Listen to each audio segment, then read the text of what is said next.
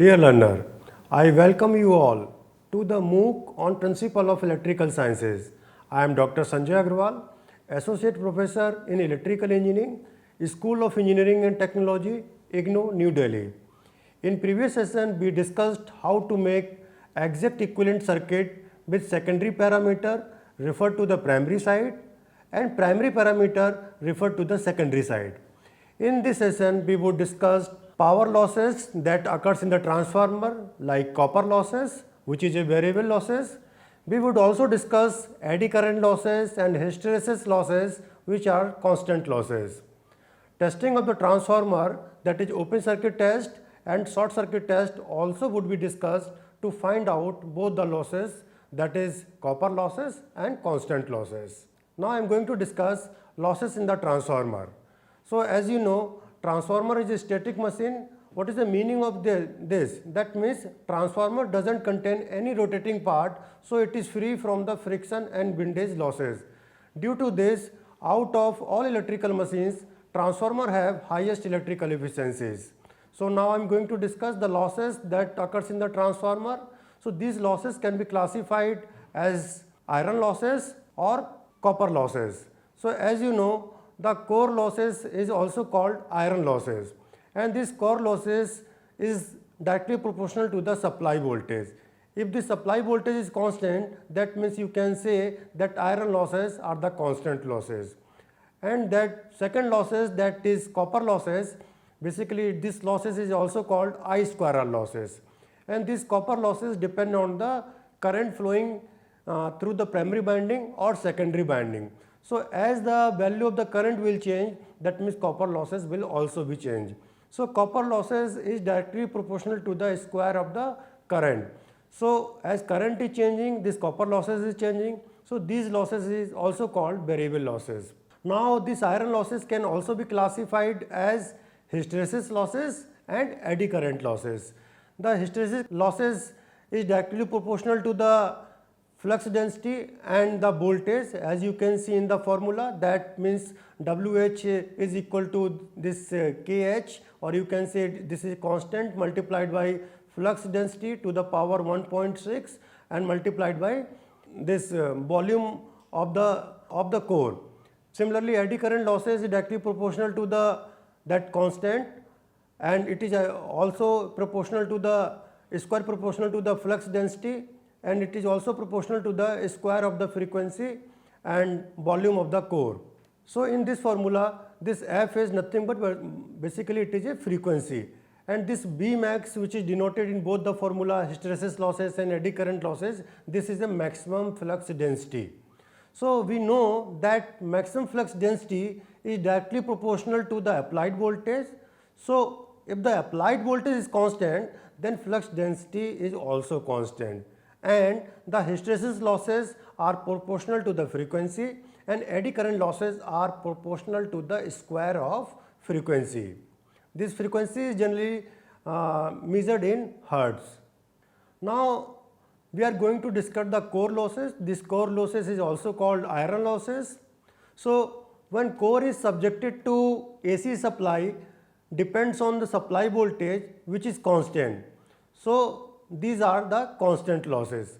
Now as I already told you that these iron losses can be classified as hysteresis losses and eddy current losses.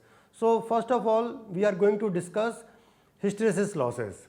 When the magnetic core is subjected to an alternating flux, so due to the magnetization and demagnetization of magnetic core, it don't follow a linear and similar path. Hence, in every cycle, some energy gets wasted, which is represented by the area of the BH curve. It is therefore preferred to use material having thinner BH curve. If BH curve have a thinner area, or you can say less area, that means hysteresis losses are less. The power losses due to this hysteresis losses given by following formula, you can see here that WH is denoted by the hysteresis losses. It is proportional to that constant, which is denoted as K suffix E, and it is directly proportional to the maximum flux density of the core, that is denoted as B suffix M, and it is directly proportional to the supply frequency, and this hysteresis losses is also directly proportional to the volume of the core. And so you can say that hysteresis losses is directly proportional to the maximum flux density to the power 1.6 and frequency. These hysteresis losses can be minimized by using the steel of high silicon content, and this material is generally made of CRGO. CRGO means what? Cold rolled grain oriented silicon steel. Now we are going to discuss eddy current losses. When the primary binding variable flux links with the iron core, then it induces some EMF on the surface of the core. The magnitude of EMF is different at various points in the core. So there is a current between different points in the iron core having unequal potential, and these currents are known as eddy current. So I square R loss in iron core is known as eddy current loss. These losses depends on thickness of the core. To minimize these eddy current losses, we use the iron core which is made of laminated sheet stampings. The thickness of stamping is around 0.5 mm. So to reduce the eddy current losses, the core is generally laminated. If as the thickness of the core is less, so eddy current losses will be less. So the power loss due to this eddy current losses is given by WE is equal to KE BM square F square T square, where this KE is a constant and BM is a maximum flux density of the core. It is generally measured in wave per meter cube, and F is a frequency, and this T is a thickness of the core which is denoted in meter square, and this V is the volume of the core which is denoted in meter cube. So in order to reduce eddy current losses, the core is laminated. The insulated sheet, generally it is called lamina, of the material are stacked together to form the core. This arrangement reduces the possible number of the planes for the development of the eddy currents. Hence, the eddy current loss gets reduced. Now we are going to discuss another losses, that is called copper losses, or you can say it is also called I square R losses, or it is also called variable losses, because this copper losses depends on the square proportional of the current. So these losses occur due to the ohmic resistance of the primary and secondary binding.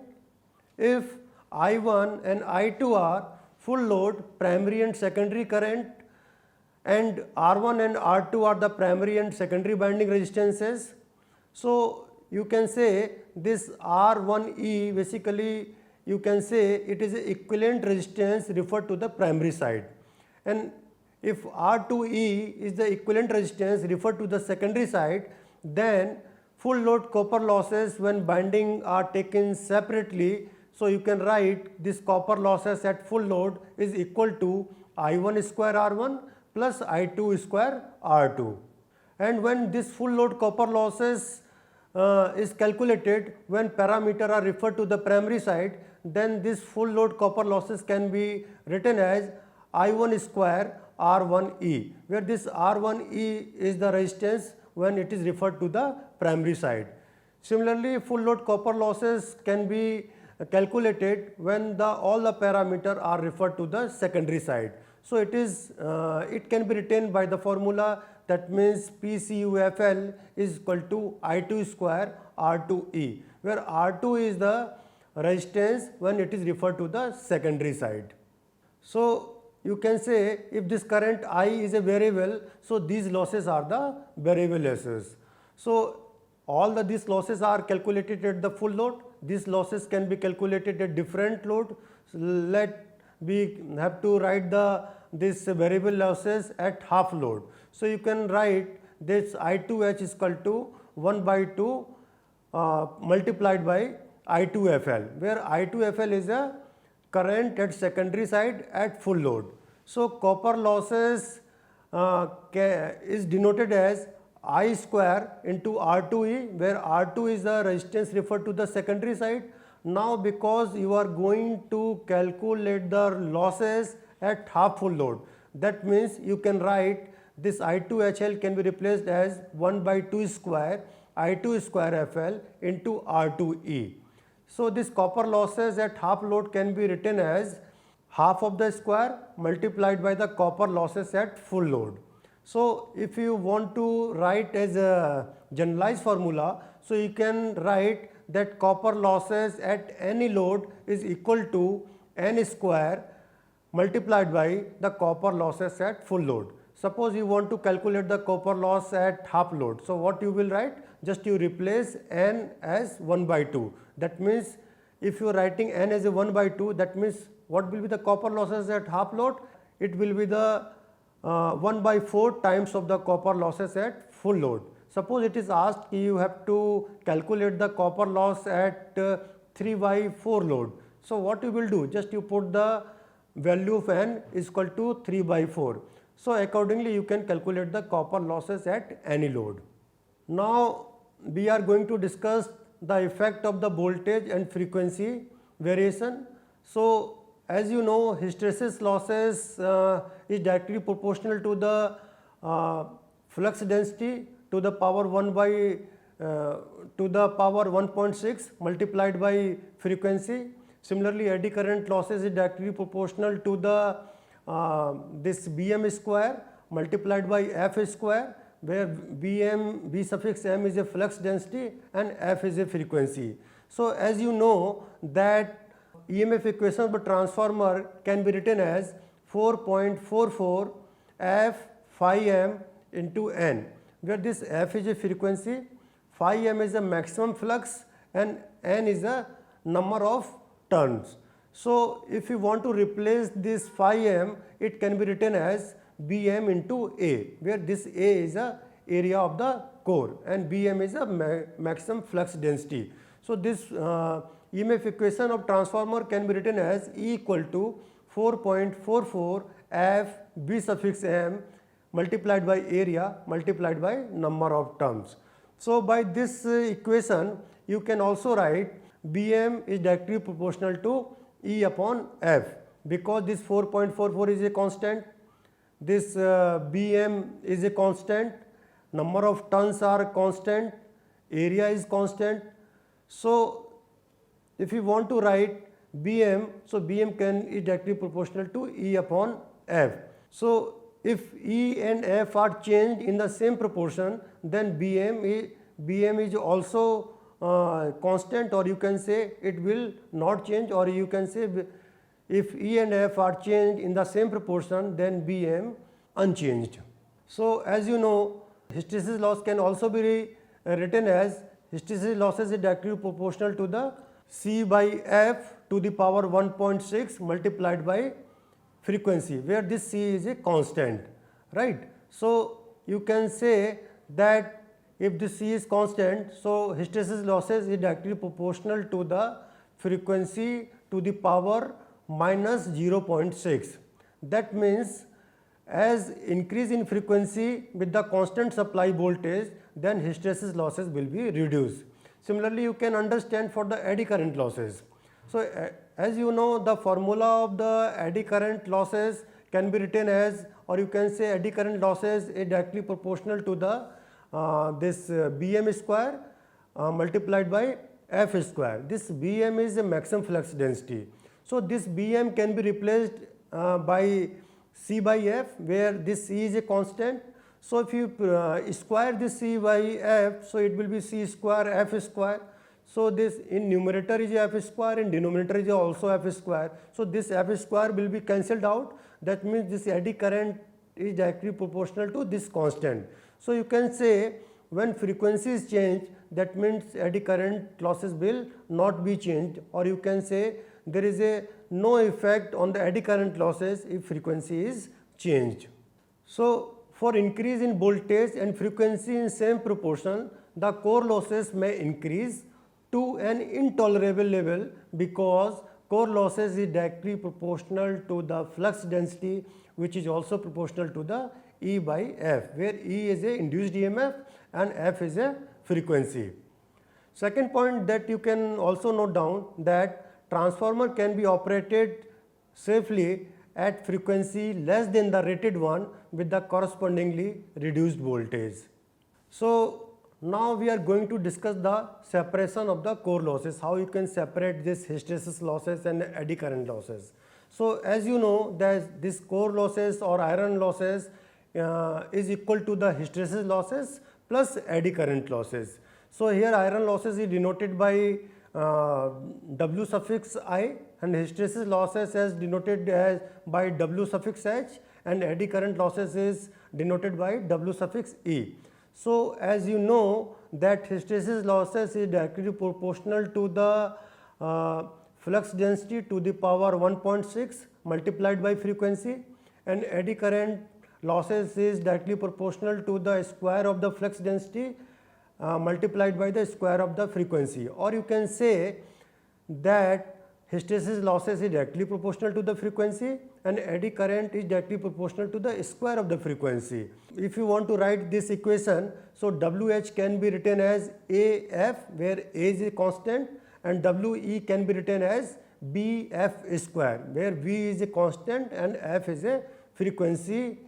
So you have a two equation, equation number 1 for the hysteresis losses and equation number 2 for the eddy current losses. So as we have discussed that this iron losses is equal to the hysteresis losses plus eddy current losses. So just put the value of this WH as a AF and put the value of WE as BF square. So this WI can be written as AF plus BF square. So if you take F common from this equation from the right hand side, so you can write Wi upon F is equal to A plus BF. So here you can see in the diagram also that this graph is denoted for the Wi upon F with respect to the frequency. So on the vertical axis the quantity that has denoted, that is a Wi upon F, and on the horizontal axis frequency is denoted. So here you can see in the equation that first term is a constant, that is a constant. That means if you change the frequency, this value will not change, that means this some constant value will be there. And as you change the frequency, after some time some value will start to change, that is denoted by some angle, that is B. So you can say the values of A and B can be determined by performing the open circuit test on the transformer.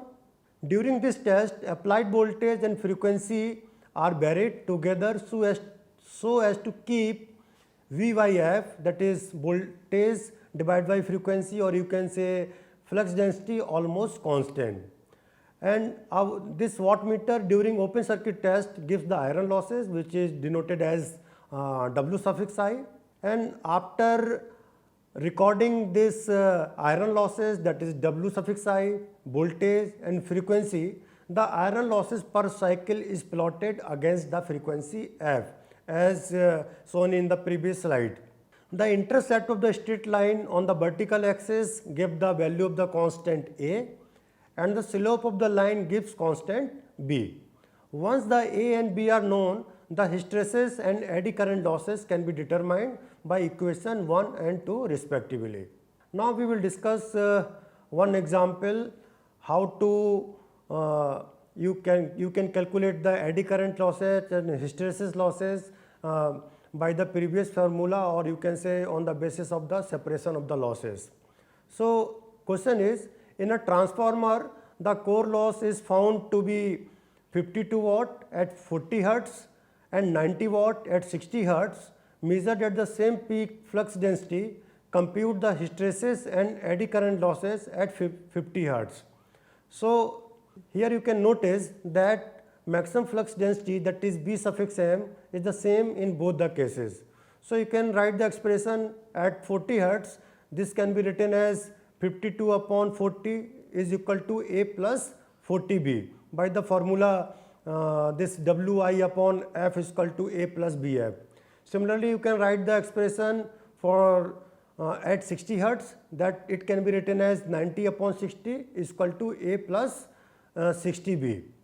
So now you have a two equation and two unknown values, so you can easily calculate the value of A and B. So if you have a value of A and B, so you can easily calculate the hysteresis losses and eddy current losses, and you know hysteresis losses can be written as A multiplied by frequency, where this A is a constant and value of A you have already calculated, that is 0.9. So put A is equal to 0.9 and B is equal to 0.01. So WH is equal to what? A into F. So 0.9 multiplied by 50, it's come 45 watt. And similarly you can calculate the value of the eddy current losses, which is equal to BF square. So value of B is what? Value of B is 0.01 and frequency is 50. So just square of the 50 and multiplied by 0.01, so it comes 25 watt. So hysteresis losses is equal to 45 watt and eddy current losses is 25 watt. So this is how you can easily calculate the eddy current losses and hysteresis losses by this formula. Now we are going to discuss the transformer test. So basically, as we have discussed, that transformer has two type of losses. One is a constant losses and another is variable losses.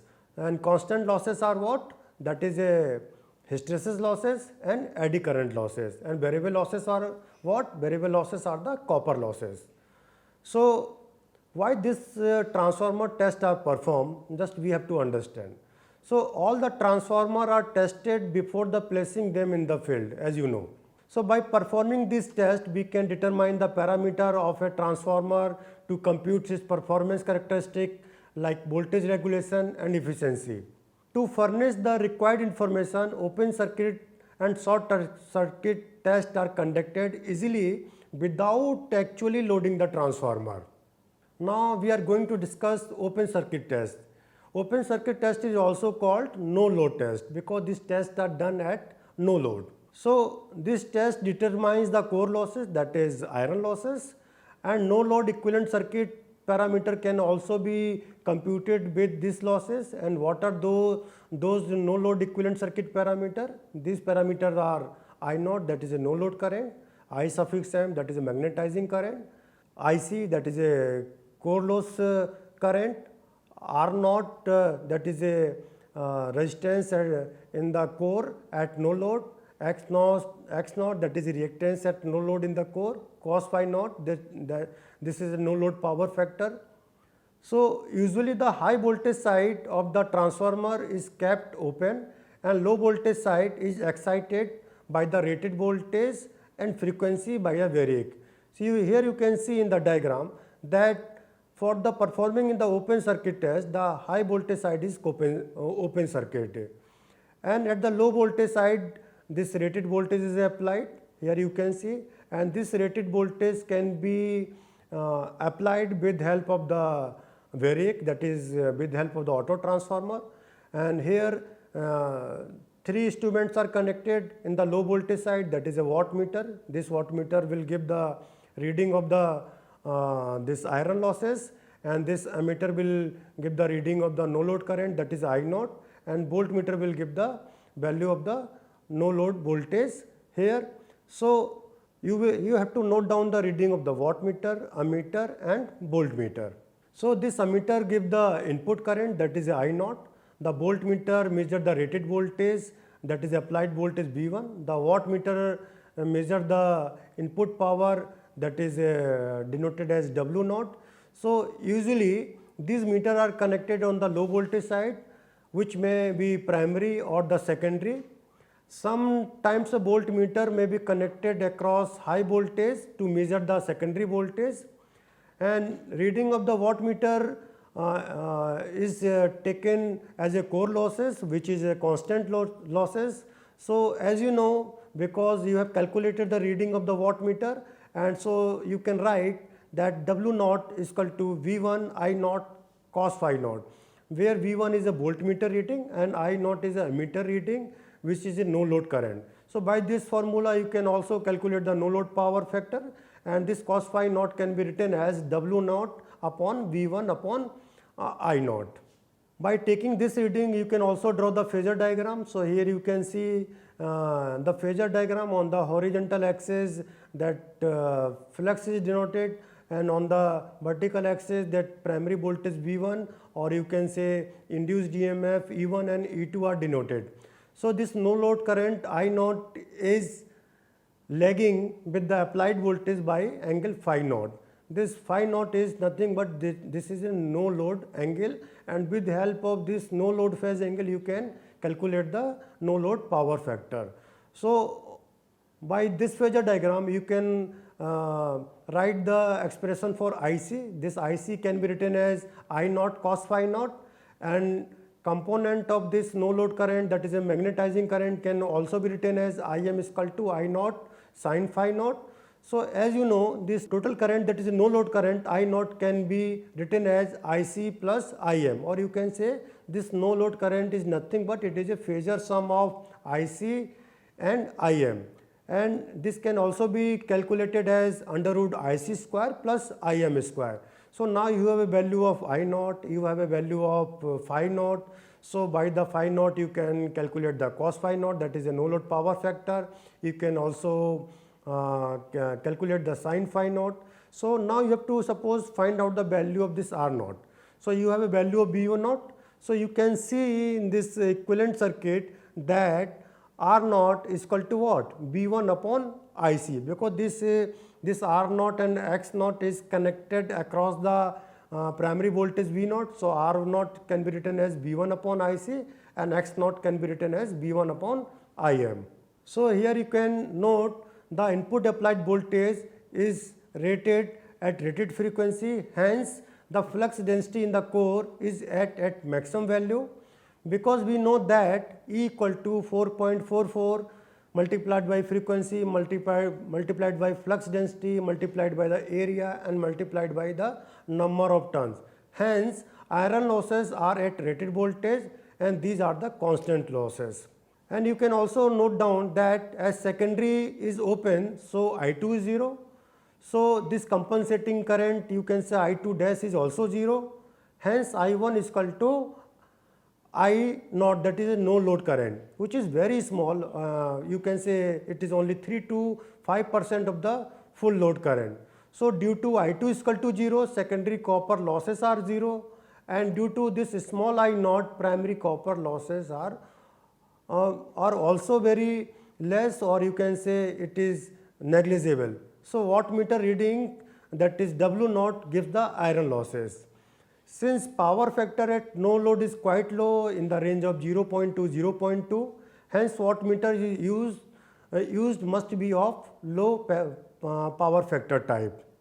So if the parameter are connected on the secondary and primary is kept open, then we obtain I naught dash, IC dash, Im dash, R naught dash, X naught dash by the open circuit test, and this parameter can be referred to primary by transformation ratio K.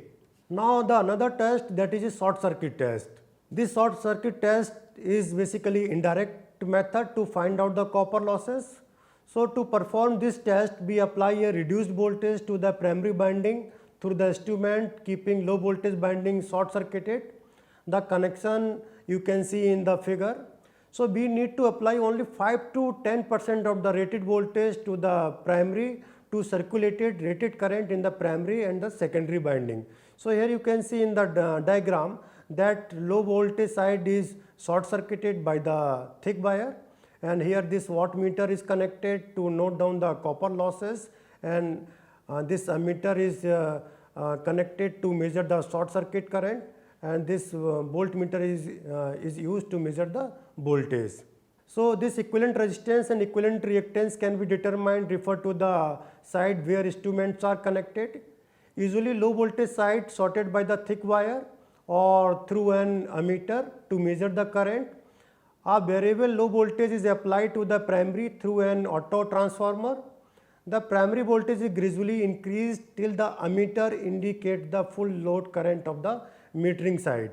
So this wattmeter gives the reading of the wattmeter, which is denoted as WSC, and BSC is the reading of the voltmeter, ISC is the reading of the ammeter. So usually meter are connected on the high voltage side, which may be primary or secondary. So you can write WSC is equal to PCU. Basically it is a full load copper losses. So it can be written as WSC is equal to what? Short circuit voltage multiplied by the short circuit current multiplied by the power factor at short circuit.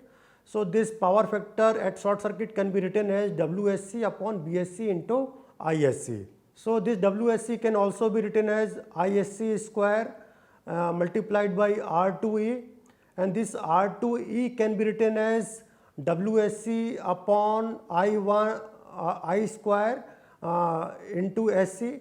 So by this formula you can calculate the resistance. So if you are able to calculate the resistance, so you can also calculate the impedance which refer to the secondary side, that is Z2E. Z2E can be written as this BSC upon ISC. So you have a value of resistance, you have a value of impedance, so you can also find out the reactance. So X2E can be written as under root Z2E square minus R2E square. So you can note down, due to the low voltage applied in the short circuit, that is 5 to 8% of the rated voltage, flux linkage with the core is very small, and therefore iron losses are so small and this can be neglected.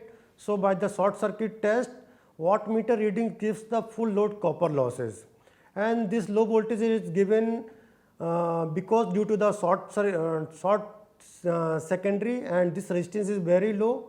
On the rated voltage, it may draw very large current which can cause overheating and burning of the transformer.